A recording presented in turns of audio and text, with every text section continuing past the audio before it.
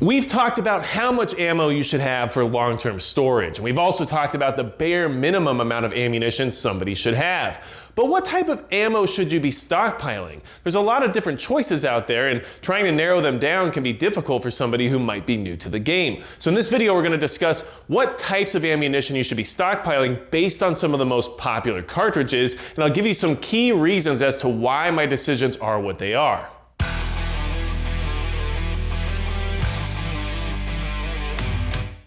Hey everybody, it's Magic Prepper, and today we're talking about what type of ammunition you should be stockpiling. There's a lot of different choices you can make and a lot of different variety out there, so it might be hard for you to pinpoint exactly what you should be putting away. And especially if you're new to the game of stockpiling ammo for long-term storage purposes, it can be a little bit confusing. So hopefully in this video, I'll give you some good ideas about what you can do in the future and how you can approach this whole situation. And if you've ever bought ammo that you regretted buying because it definitely didn't serve the purpose you wanted it to, then hit the subscribe button below, because we've all done it at some point in time, and that ammo is just still in the back of your safe somewhere. Now, I have an entire plethora of different types of ammunition here on the table, and I got to use the word plethora, so now I feel very good about myself. But the whole point is that we're going to compare some of the most common cartridges here on the table in this video to give you some ideas about what you can be stockpiling, and then you can apply that to any other type of ammunition that you might require. So unfortunately, I'm not going to have much here for you Russian guys out there looking for the 7.62x39 or the 5.45x39.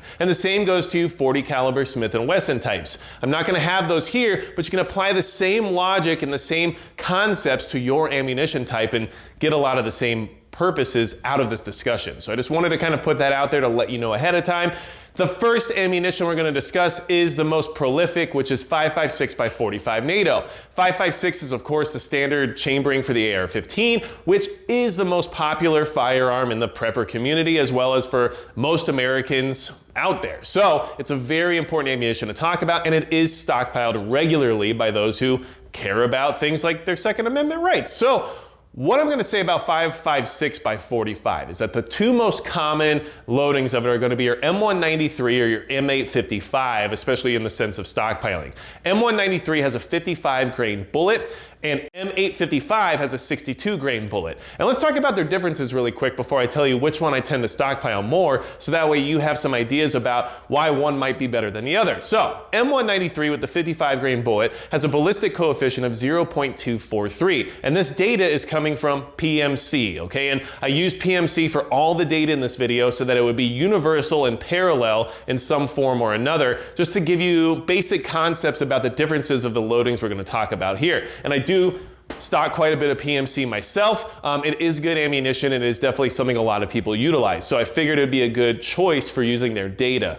The 0.243 ballistic coefficient of M193 55 grain 5.56x45 Nato tells you how well it's going to perform downrange. If you're not aware of ballistic coefficients, don't get too worked up on it. All I'm trying to let you know is that that number, the higher it goes, the better it performs downrange at longer distances. So this just gives you some other data to work with in this decision-making process. So out of the muzzle, it has 1,306 foot-pounds of energy, and at the muzzle, it comes out at 3,270 feet per second. So 55 grain 5.56, which is actually this one down here, M193, comes out very fast, has decent amounts of energy, and has a decent ballistic coefficient.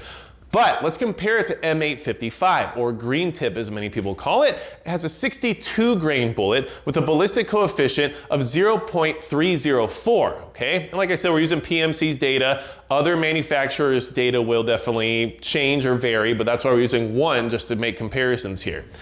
0.304 is better than 0.243, and 0.304 means that 62 grain heavier weight bullet will have better performance downrange than the 55 grain bullet, okay? At the muzzle, it has 1,323 foot-pounds of energy, which is slightly higher than the 55 grain variety, and it comes out at 3,100 feet per second, which is slower, but it has a heavier mass that it's pushing out, so that's generally the trade-off you get. The lower weight in bullet weight, the faster the velocity tends to be, and that's just usually the concept. Not always true, but usually the concept, okay? So which one do I stockpile? And this is a big deal because this is 5.56 we're talking about here, okay? And no, I don't stockpile 223 Remington. We're just talking about 5.56 by 45 Nato.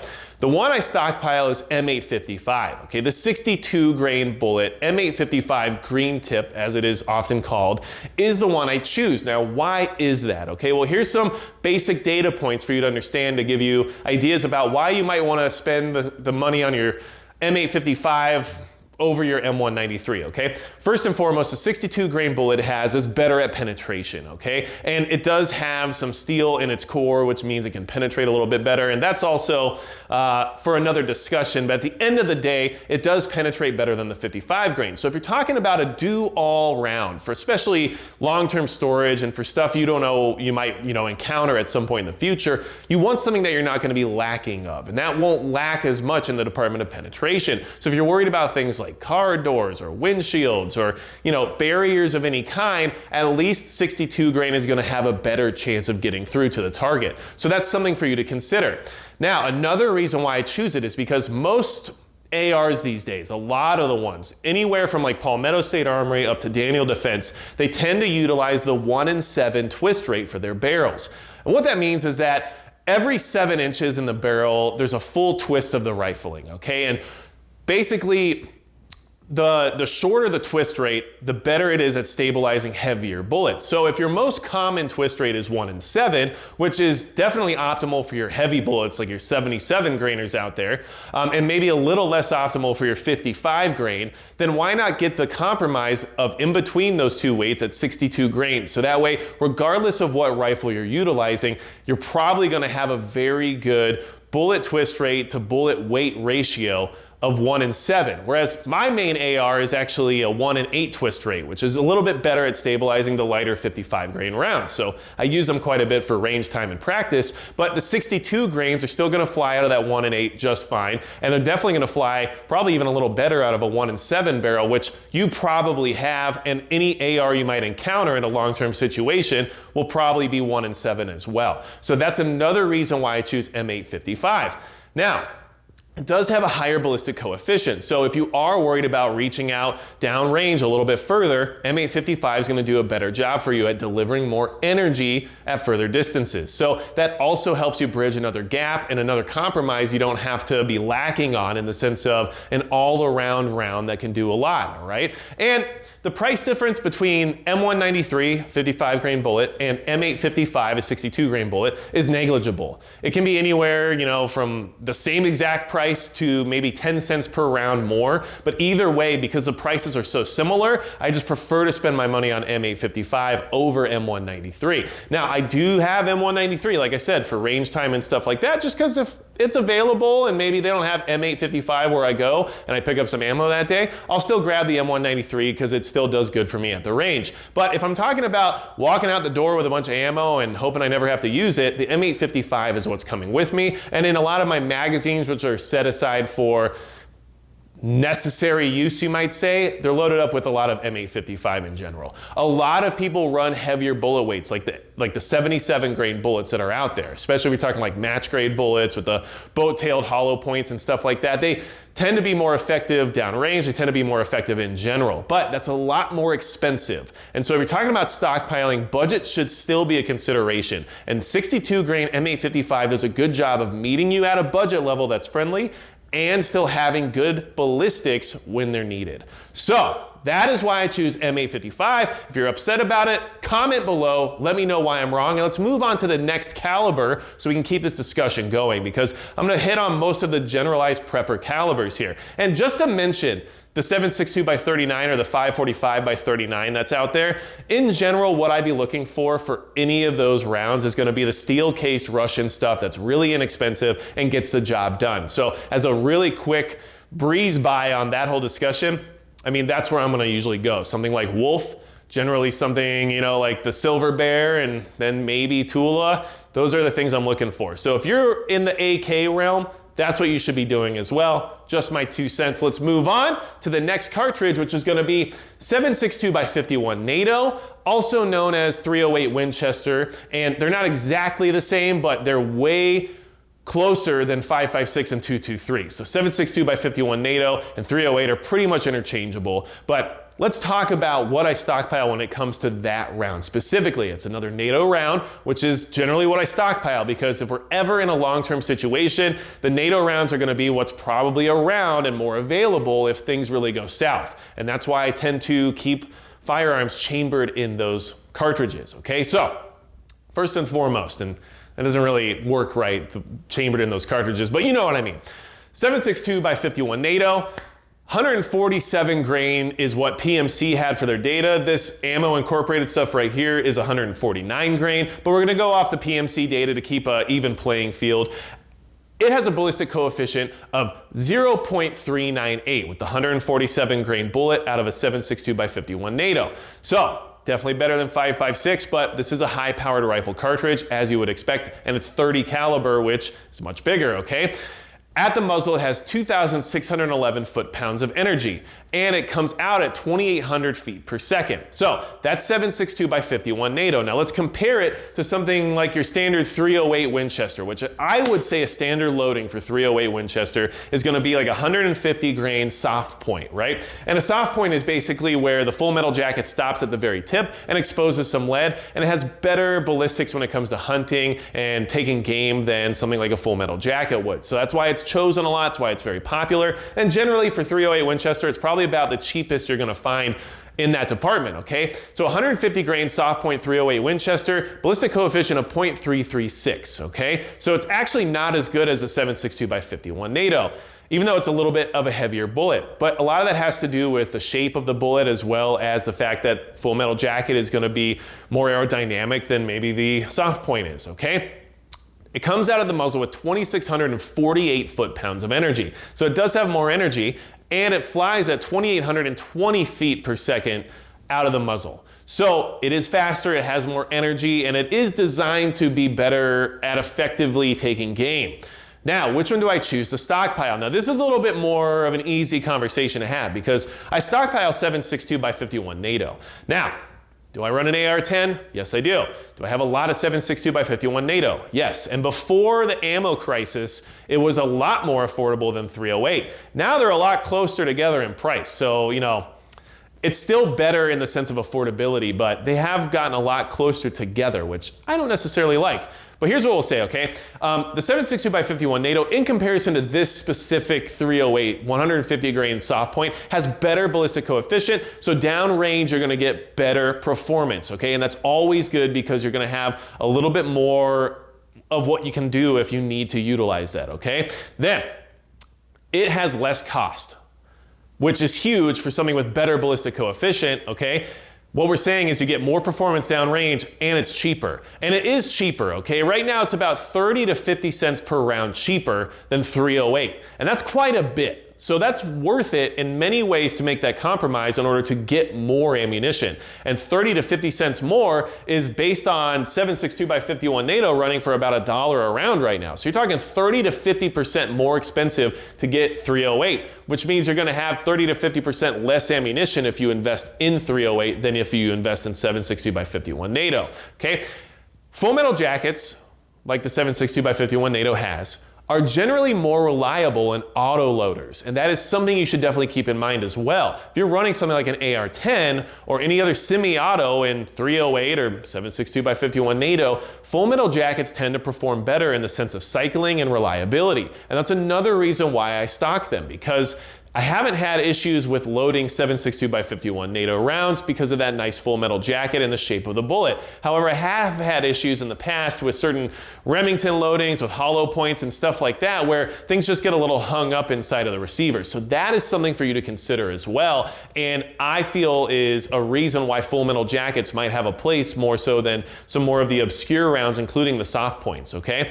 And at the end of the day, 7.62 by 51 NATO is still going to be very effective in taking game and dealing with targets in the sense of penetrating barriers and everything else related to why you would have a 308 over a 5.56. So you're not really sacrificing much at all, and you're still getting what it is you're looking for, a high-powered rifle cartridge, but at a good price that's reliable and will function. So that's why I choose 7.62 by 51 NATO. Hopefully that gives you some ideas, and I have a bunch of these little Ammo Inc.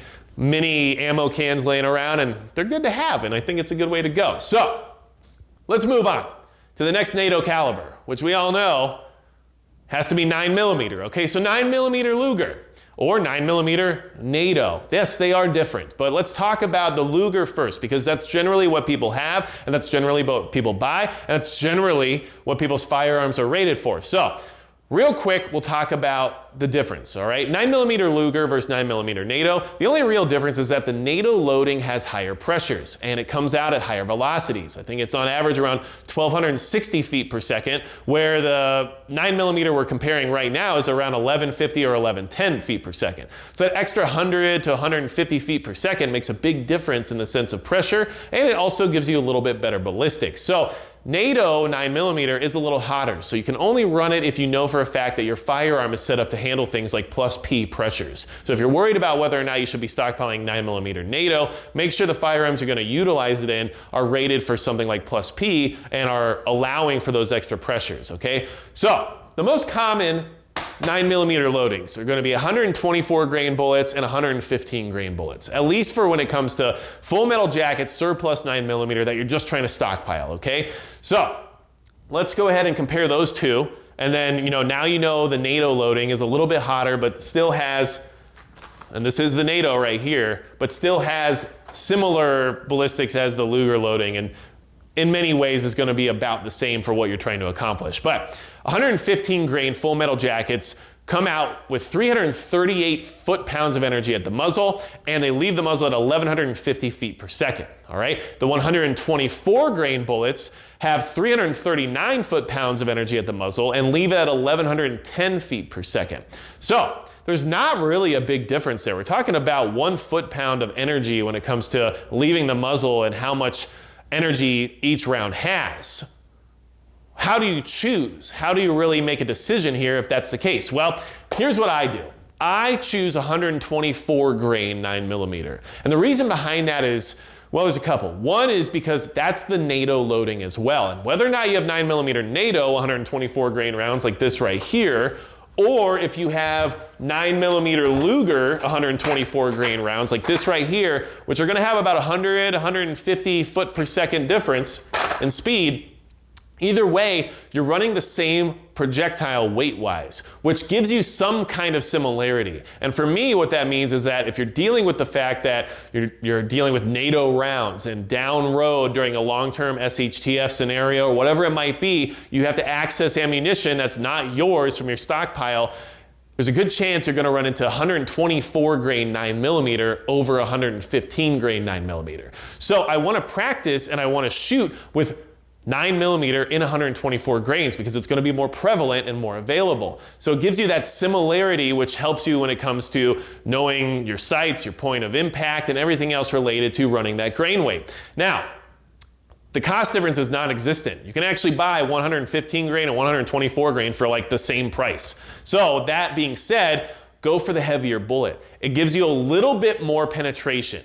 Not much, probably negligible, but in general, the heavier the bullet, the better it will penetrate. So give yourself a little bit of a leg up for the same amount of money to get that extra confidence of knowing you might be able to defeat a barrier or something a little bit easier. The other thing to consider is that you kind of put that in the same realm as like 45 caliber, right? The reason 45 and 230 grains as a full metal jacket does so well is because it's just big, not because it's fantastic when it comes to velocity or anything else related to that. And this is some old 1978 match 45 ACP, which I just think is cool to have around still. But what I'm going to say is that if that's the case with 45, and that's why the 230 grain ball ammo does so well, for me with the 9mm, I'm like, well, I might as well go with the little bit heavier bullet. If we're not talking hollow points or defensive rounds here, I might as well go with the one that has a better chance of being a little bit more effective. And that's why I choose 124 grain 9mm to stockpile. Yes, I do keep a lot of defensive ammunition on hand as well. And the loadings that I carry with me in general are going to be defensive ammunition that I have tried and tested within my platforms. However, Just keep in mind that's really expensive in comparison. And you want to have lots of ammunition on hand in quantity. And so if you're going to run full metal jackets because you run out of defensive ammo or because you just don't have access to it right this second, you might as well go with the heavier rounds that are going to be more effective at doing the job that they're meant to do. And that's just my opinion on it. Leave it in the comments below if you're upset, but that's just what I'm trying to say, is that I'm going heavier for those reasons, and I'm following in line with like the 45 ACP mentality and the NATO mentality in that same manner, okay? Now, hopefully you have some questions. If you do, let me know, because I'll try my best to answer them, or somebody else will, I guarantee it. The final cartridge we're going to discuss is going to be 22 long rifle. But wait, what about 12 gauge? Okay, listen, 12 gauge has a huge variety, and there's a lot of different things that you should stockpile with 12 gauge that you can't necessarily narrow down to one easily. However, I have a whole video about what the best shot shell to stockpile for shotguns is, considering a long-term SHTF scenario. I'll link that up here in the video so you can check that out if you're here for 12 gauge, and that whole video is just about 12 gauge. But I do make a decision in that video that hopefully helps give you some idea about what you should be putting away. Either way, moving on is 22 long rifle, because 22 long rifle is huge, and it's something a lot of people stockpile a ton of. Here's what I do, and this is what I want to kind of mention, okay? Over here I have a couple of samplings of different 22 long rifle, all right? This is kind of a tough one, okay? It's nice to go out and buy a box of 22 Thunderbolt ammo from Remington, okay? Generally it's inexpensive. Back in the day, I think I got that box for like $16.99. You're not doing that right now, but what I'm gonna say is, like, back when you could buy a lot of it for cheap, that's the stuff a lot of people were buying, because they're like, hey, 500 rounds for 17 bucks, I'll take it, right? And it's a lot of extra ammo to have on hand, and it'll do the job in many ways. However, if I'm stockpiling 22 and spending my hard-earned dollars on something that I might have to rely on at some point in the future, the money is better spent on quality in that department. And when it comes to quality, you can't really beat CCI. So I buy CCI 22 long rifle in order to have additional supplies on hand. It's about 20 to 30% more expensive than something like Thunderbolt ammunition. But I would say it's probably 20 to 30% at minimum more reliable as well. CCI does a very good job with 22 long rifle. And if you're going to buy it and with the mindset of having to use it in the sense of like an SHTF event at the end of the day, why not have something that you know will function and be reliable for you during that time? The Thunderbolt ammo has issues. I've had issues with it. It can fall apart, it can jam up, it can not fire. There's a lot of things that happen because it's really, really cheap bulk 22 long rifle. But CCI seems to have it together when it comes to putting together a good 22 long rifle cartridge. And in general, regardless of whether or not it's like their clean line, which shoots really easy and well and cleans up nice afterward, and I shoot a lot of it through my 10-22, no problem, or if it's something like their mini mags, which is, in my opinion, high-end 22 long rifle. And mini mags are a necessity if you're talking about running a semi-auto pistol of some kind in 22 long rifle. I won't run any other 22 long rifle ammo in a pistol unless it's CCI mini mags, or if it's like a Luger Mark III or Mark IV or something along those lines, because those guns can handle some of the other lighter stuff when it comes to pressure, but most can't. So if you're running a semi-auto pistol and 22 long rifle, do yourself a favor and just get CCI mini mags and get rid of those problems you're having with cycling. But in general, if you're gonna worry about 22 long rifle for stockpiling, CCI is where it's at. They've got your back, it's quality stuff, it will go boom, and it will take care of you much better at a higher rate of reliability than something like the Thunderbolt ammo. Even though it feels good to pick up 500 rounds like that at a good price, I feel better about getting, you know, what is this, 400 rounds of CCI for probably 10 to 12 more dollars than I spent on 500 rounds of Thunderbolt. And that's just because of what it brings to the table in quality. So hopefully this video gave you some things to think about, and hopefully if you're new to putting away ammo for SHTF and long-term storage purposes, you have ideas of, you know, maybe what you want to focus on now, or where you want to spend your money, or what your money's going to do for you in the sense of maybe spending a little more to get something that's actually worth having on hand. These are all decisions you have to make, but this conversation was hopefully eye-opening, if not a reminder that you're already doing it right. So if you're already doing it right, let me know in the comments below, because you're awesome and I'm proud of you. If you have any other questions for me at all, visit magicprepper.com and send me a contact form. But That's all I gotta say about the ammo I stockpile for SHTF and long-term purposes, so that's gonna be it for Magic Prepper.